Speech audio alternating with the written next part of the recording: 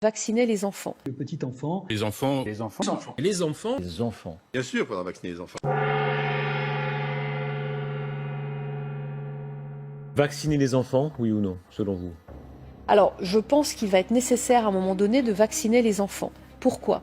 Parce que jusqu'à présent, pendant tous ces premiers mois, on était vraiment dans l'optique de diminuer la mortalité et la morbidité, c'est-à-dire le nombre de personnes malades qui arrivent à l'hôpital.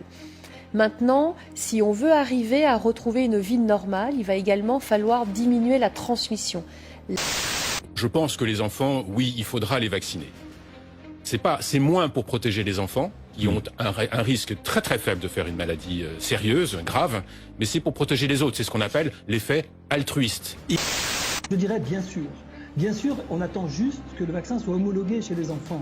Et ce qui va pas tarder, je pense que après l'été, nous aurons des vaccins homologués pour les enfants et que l'on pourra en plus avoir une production suffisante pour les vacciner.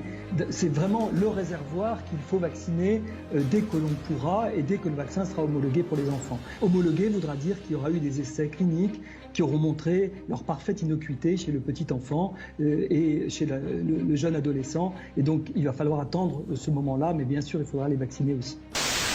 Mais c'est-à-dire, professeur, pour être totalement clair, on ne pourra sortir, même peut-être abandonner les gestes barrières, faire tomber le masque, qu'à la condition que cette population aussi enfantine soit vaccinée. On est en train de dire cela, c'est ça le fondement de la vaccination des enfants? C'est aussi ça le fondement de la vaccination, parce que sinon, on sera obligé de maintenir un certain nombre de mesures barrières. Si on veut ouvrir de façon sereine les lycées et les collèges, je parle pour la rentrée de septembre, il faudra vacciner les adolescents puis les enfants.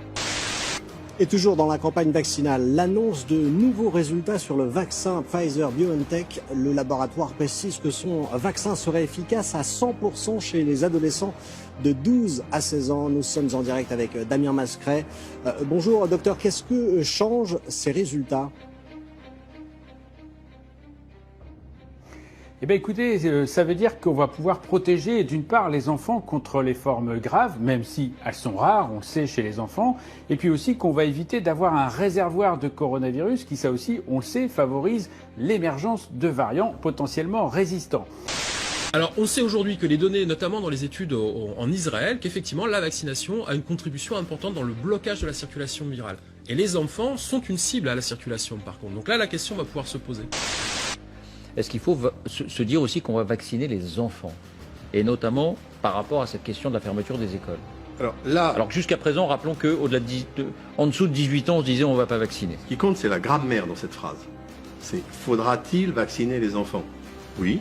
D'ailleurs, c'est ce qui commence à être fait dans le pays qui est le plus en avance, c'est-à-dire en Israël. Oui, on en viendra vacciner les enfants. Regardez les taux de contamination, pour plusieurs raisons. D'abord, regardez les taux de contamination qui sont très élevés. Donc si on ne vaccine pas les enfants, même s'ils faisaient que des formes asymptomatiques, ce qui n'est pas le cas. À ce moment-là, ce qui se passerait, c'est qu'ils vont nous fabriquer des variants qui vont tuer les grands-pères et les pères, et les mamans et les grands-mères. Donc bien sûr, il faudra vacciner les enfants.